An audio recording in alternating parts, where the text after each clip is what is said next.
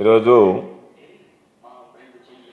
కూటమి సర్కారు నిర్లక్ష్యం వల్ల తీసుకుంటున్నటువంటి అన్ని చర్యలు కూడా రైతుల పాలిట శాపంగా పరిణమించేటువంటి పరిస్థితి ఏర్పడింది.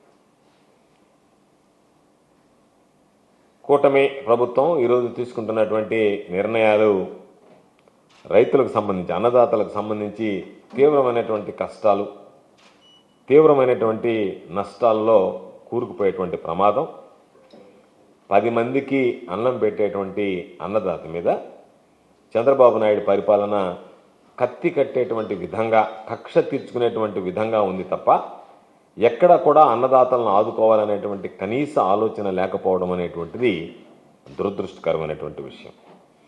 ఈరోజు రైతులను పట్టించుకోకుండా నిర్లక్ష్యం ప్రదర్శించడంతో పాటు ఇచ్చినటువంటి ఒక్క హామీ కూడా నిలబెట్టుకోకుండా రైతులను అనేక రకాలైనటువంటి ముప్పతిప్పలకి గురి చేసేటువంటి పరిస్థితి. పంటలకి గిట్టుబాటు ధర లేదు. అన్ని విధాల రైతులకు సంబంధించి చంద్రబాబు అన్నదాతల మీద వివక్ష చూపడం అనేటువంటిది ప్రతి ఒక్కరిని కలిచివేసేటువంటి పరిస్థితి.